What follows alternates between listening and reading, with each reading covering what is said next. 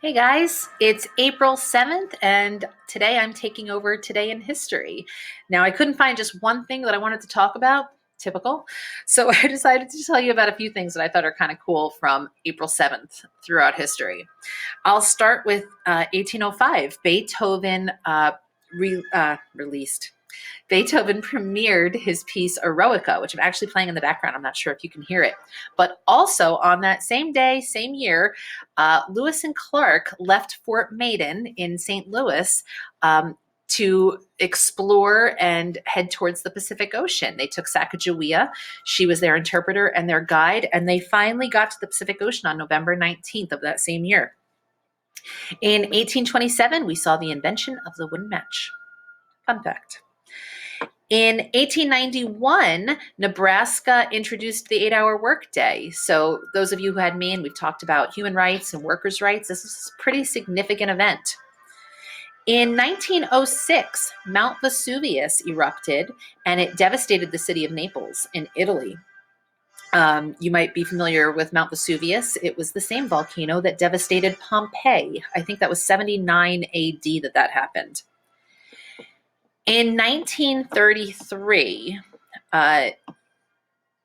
the first Nazi anti-Jewish laws were passed, and this stopped people who were Jewish from working in legal and public service. When we talked about the Holocaust, we discussed how anti-Semitism wasn't just born overnight. It was fostered over time, and these anti-Jewish laws were sort of how they did that. That's how it all came to be. In 1940, some good news, Booker T. Washington, he was an educator, an African-American educator. He was the first African-American to appear on a U.S. postage stamp. So that's pretty cool. In 1944, this was the day that General Montgomery shared his idea for D-Day. So it wasn't the day that we actually stormed the beaches of Normandy, but it was the day that this idea was shared for the first time, which is pretty significant.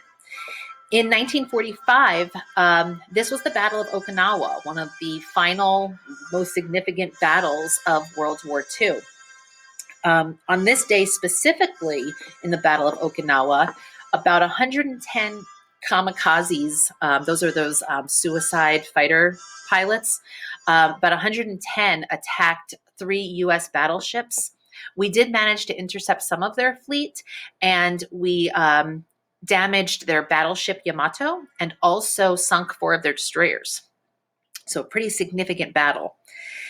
In 1948, the World Health Organization was founded. This was we talked about this during Peace Day. They were the organization that helped to convince the Taliban to be peaceful for one day so that they could deliver vaccinations to the children in Afghanistan, which is pretty neat.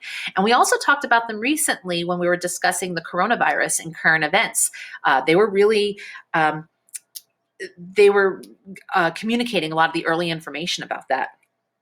In 1953, we saw the first transatlantic jet flight west to east. So the first nonstop flight across the Atlantic by a jet. And then finally, I'll just end on this. In 1969, we see the symbolic birth date of the internet. So I tried to look it up and really get a sense of what that means. It's pretty technical, but from what I could tell, it's basically a publication with research proposals and methodologies that paved the way for the internet as we know it.